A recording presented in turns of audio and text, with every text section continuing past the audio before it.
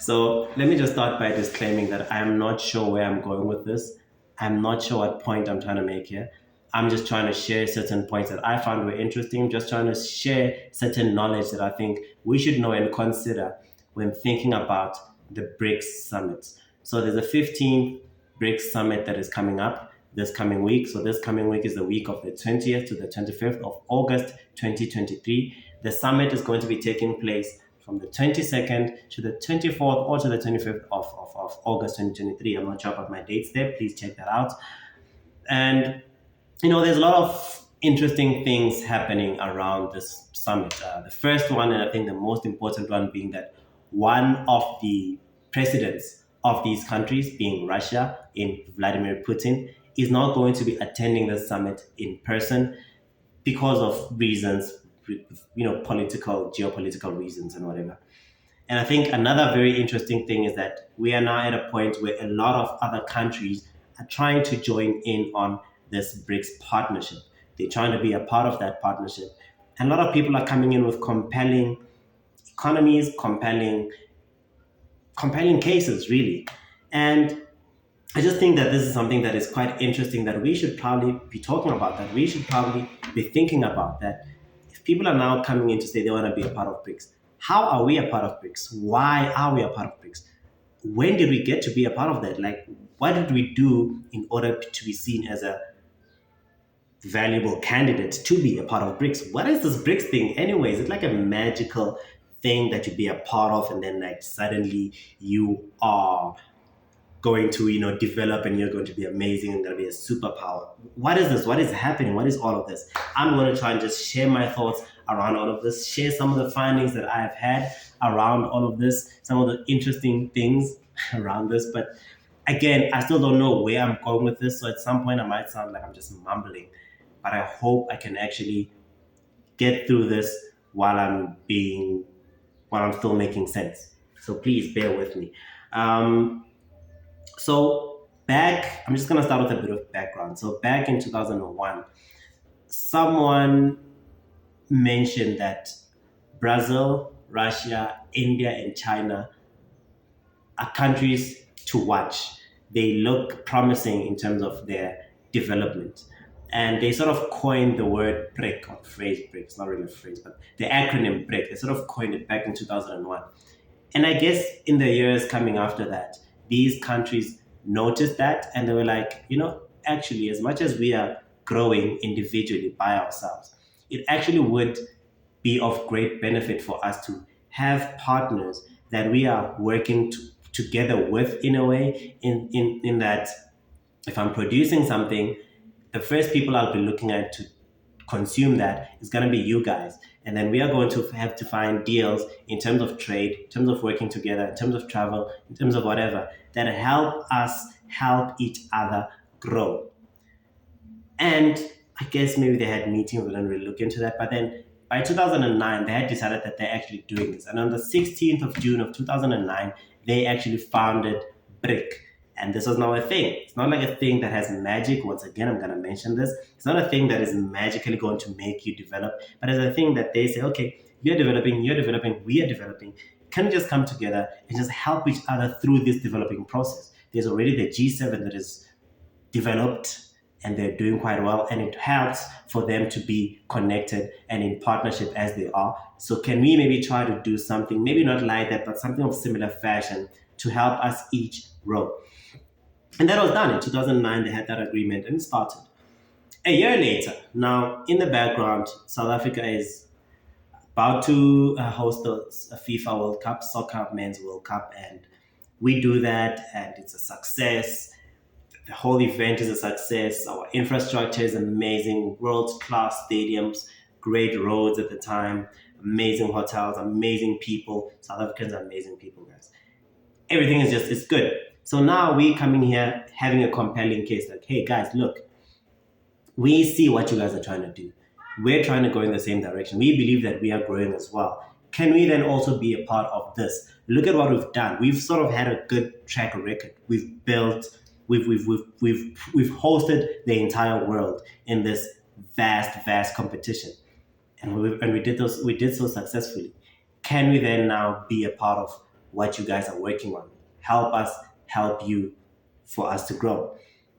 And we became a part of it. As of December of 2010, South Africa was a part of BRIC, and BRIC was then renamed as BRICS. Life moved from there. Amazing.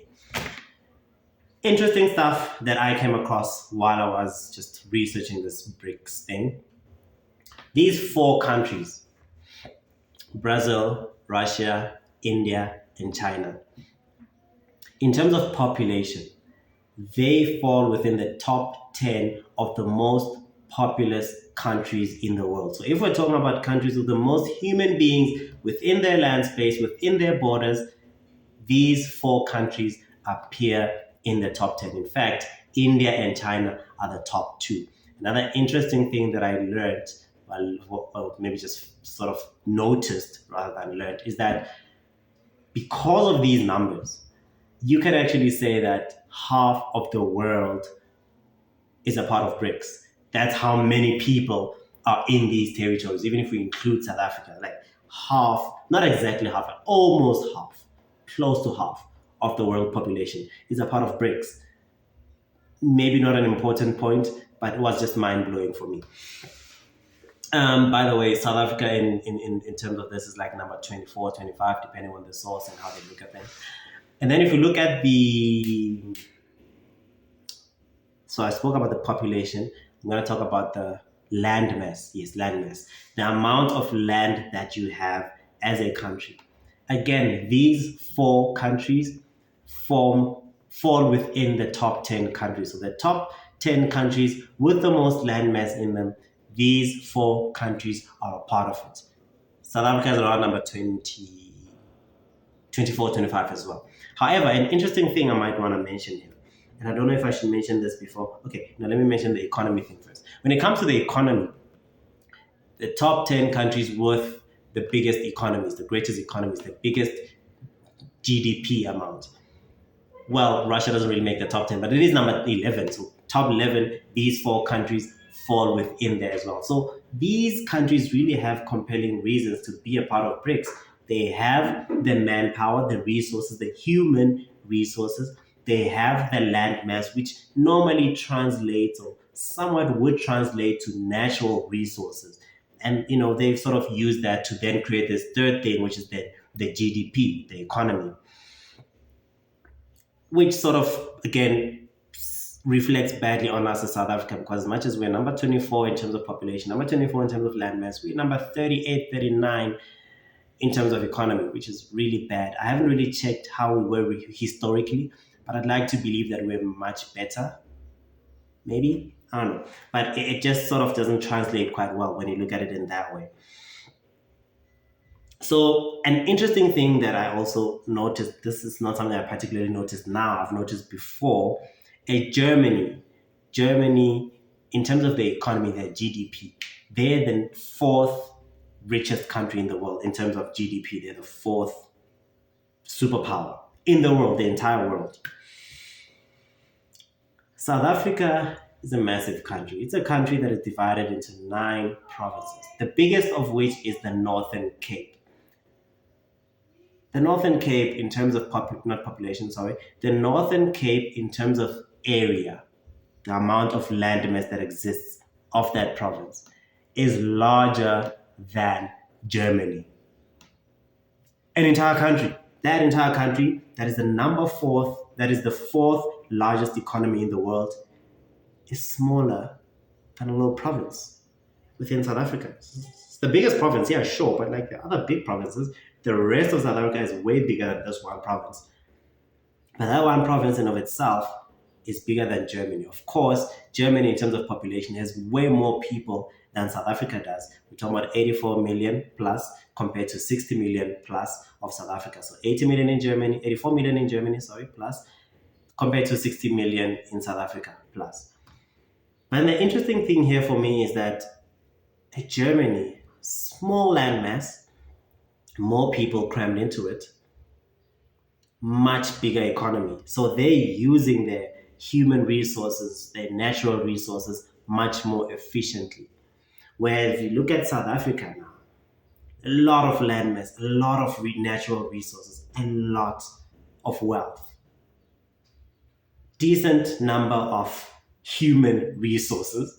There's a lot of mental capacity, I would imagine, I believe, but we're not translating that into the economic space. That is not something that is translating.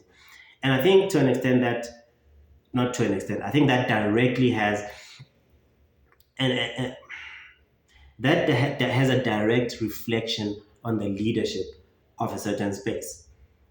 BRIC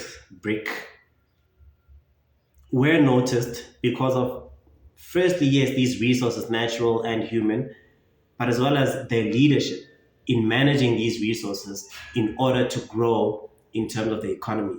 Now, we haven't done so well in that, especially in recent years. That we have the natural resources, we have the human resources, but we do not have the leadership to move us in a certain direction that allows us to then fit properly into this band of brotherhood that is BRICS.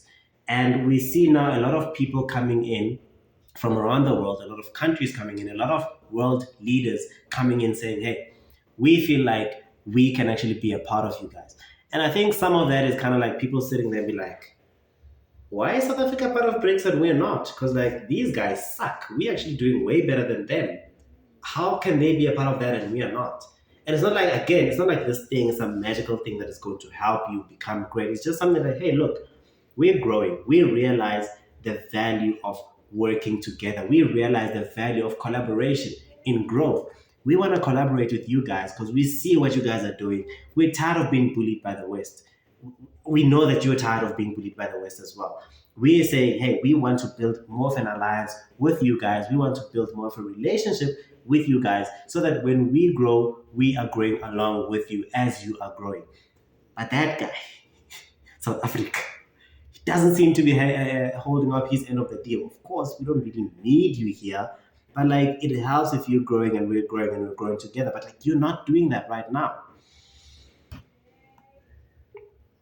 And I think that is one of the issues that I see with this. And I think that it's perhaps, of course, it's a leadership problem that we have, that our leadership is not pushing us in the direction that we're supposed to be going. However, I have this analogy, which I hope translates well. I hope I don't screw up. Where I live now is an estate, a security estate, as they call them. What that means is that there's a group of houses within the one big premises within the premises, surrounded by wall protection, and there's security guards, and there's a gate. And to get into that gate, to gain access to this place, you have to either have clearance, fingerprint, or whatever, or someone who does have clearance is supposed to allow you to get inside. If you're here for delivery, if you're here for a visit, whatever, you call the person you're visiting, you call the person to whom you're making a delivery, and they let you in. However, within each of our units, we have burglar doors. Burglar door. Is it a burglar door in English? Whatever. We have that extra line of security. Now we have this fence around us. We have security guards watching us. We have them ensuring that no one gets into the gate. But still, even within our own units, we have our own burglar doors that we ensure that we lock every night, every day. It is locked right now. Completely different reason, but I'm just saying, just whatever, just bear with me. Now, say somehow someone manages to get in through the gate and they come in here. Fine. Well, not fine, but okay, sure. And then say I didn't lock my burglar, my door's wide open. And then some man comes in and he chills on my couch, just watch my TV, starts to use my Wi-Fi. Okay. I'm here, by the way, I'm here, I'm watching them, that they're doing that. And then later, they start going to my fridge, they start turning on my stoves, they start cooking food. And they start eating. In my house, this is my house, and they're doing that. And then eventually at night, I guess they go into my room and they sleep with my wife. Maybe this is a bad analogy. But what that is similar to what a lot of South Africans are doing. Me right now in this analogy is the everyday South African who's going to sit here and tweet or Facebook or WhatsApp about some man being in my house, eating my food, sitting on my couch, sleeping with my wife while I'm here because maybe the security let them through, or maybe because management hasn't invested in better security or whatever. But I've allowed it. I've condoned this action. I've allowed this man to be in my house without me really saying much. Actually, maybe I'm even welcoming them and letting them use my dishes. I'm like, I'm hungry. I'm not even eating, but this guy here is cooking and is making food and he's eating and is gonna go sleep with my wife. He's gonna take my wife, as it were. And that is what a lot of South Africans are doing. We're sitting here crying that foreigners are coming into our borders. Of course, yes, that is a problem. The borders should be more secure. But they're coming in here because it is possible to come here. It is conducive to come in here. If a man comes into my house, he's going to be able to just sit on my couch, do whatever shit he does, and there will be no repercussions. I'm just going to sit there and watch. And that is essentially what we're doing. And in this analogy, I'm sure a lot of people would say, I'm not going to let no one do that stuff to me. You're not going to come into my house and take my wife, take my food, sit on my couch without my permission. But that's essentially what we're letting everyone do. We're crying that there's a lot of foreigners that are around the country. They came in there, sharp. They passed the border. Fine. Let's say they did. Those guys are weak. Now they're here.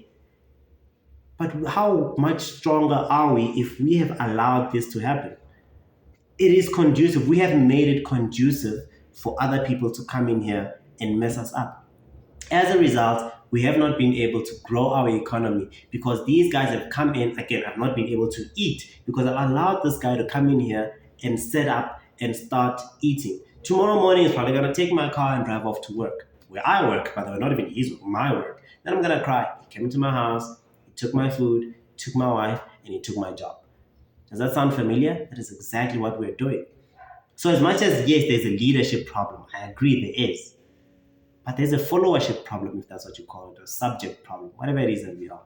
We ourselves don't seem to care about ourselves enough to be taking steps to avoid people coming in here to rape us and to avoid our economy dwindling. That's just one thing that I just thought of through this whole thing.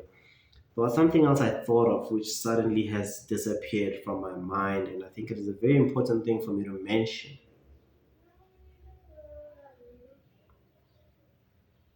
I forgot. It's one of the things I didn't write down, and it came to my mind, and now it's gone again. I'm sorry. I guess the point, which I may have not been trying to make, but one of the points that I can make is that we need to reflect on the value that we bring as a country, as the everyday people. Our leadership clearly isn't doing very well. The solutions aren't very difficult, but they're not doing very well. These guys just don't care about us. We have the land, we have the resources. We can we can use that as well as the human resources. We can use these things to try and build ourselves economically. We can use these things to become a powerhouse, at least in Africa. Before looking at the world, in Africa, we can become a powerhouse. Yes, I agree. There's a lot of fingers, international fingers, Western fingers, that are deeply entrenched into our affairs. But I do believe that we should be resilient enough. We should be smart enough. We should be hungry enough. We should care enough for us to want to do better at grassroots level. Especially understanding that at the higher level, no one gives a damn. We need to sit down here, educate ourselves. What are the things that we can do that are within the confines of the law that we can do to uplift ourselves as small groups that then can come together and work together as a bigger unit, that then comes together to work together as a country, that then is capable of choosing a leader, of placing a leader, of whatever rank a leader that is going to push our interests. These countries that are great economies, they have great leaders. But in addition to great leaders, they have great followers. Of course, followers become great followers because of the great leaders. But it seems like we are not having that. And I've said before that, look, if you've been some sort of a leader in a smaller space, you've been some prefect or you're an elder somewhere, you're respected or whatever, take the stand. Say that, okay, look, guys, I'm leading you guys now. Let's move in this direction. It may not be the direction that they're moving in another part of the country or whatever, but it is a direction that takes us into a great future and that takes us into building something that is great for posterity. And that is what we should be doing as young, small, big leaders in small spaces. That is what we should be doing. People are going to follow. People are going to follow because that's what most of the people do. They follow. They don't have the capacity to think for themselves. They don't have the capacity to decide for themselves. A lot do not have the vision to create for themselves. Now, there needs to be leaders. And of course, again, I'm saying those leaders of the country, they're not the ones, they're messing up. These small leaders that we can find, these small leaders that we can follow, these small leaders that actually have something of value to add, let us follow them. Let us go with them. Let us build with them. So that now when we then go to a BRICS summit, we are there standing and saying, hey, oops, kick that. Hey, this is what we're doing. This is what we can do. This is where we see ourselves going in the next few years. But we want to grow more. Can we divert some of the funds to invest more into our manufacturing? Can we divert some of this to go into this? And not that we should be asking people from outside, hey, come and invest in South Africa. Hey, come and build. No. We can do that ourselves. We have the money. Lord knows we have the money. We just simply need to channel it into the right spaces. I think I've shifted this down. We just need to channel the funds into the right spaces. And when we get these funds as the everyday South Africans, can we also then be smart about how we use the money? It is not the time for us to be driving in expensive cars. It is not the time for us to be drinking expensive alcohol. It's not the time for us to be living extravagantly. It is the time for us to be building. It is the time for us to be uplifting. It is the time for us to be investing in order to make this whole thing grow homogeneously to an extent. We need to understand that it is not the individual glory that matters, but the glory of all of us, the growth of all of us, the upliftment of all of us individually, in order for us to form one unit that is growing together. And that is what BRICS is. It's not about BRICS, the body of BRICS, benefiting the people, the members. It's about the members benefiting BRICS. And I think that is how we should look at things, from a bottom up perspective instead of from a top down perspective, especially in South Africa where our leaders are messing up. Let us now look at it from grassroots level. Say, who are the small guys that we can look at? Who are the small guys that we can follow? What do we have? What can we build with that little that we have? What can we drive with that little that we have? And let us move forward and let us go forward and let us build this country. Not for the benefit of BRICS, not for the benefit of NATO, not for anyone's benefit, but our own, for the benefit of the posterity of South Africa. Thank you for watching this far. Jeez.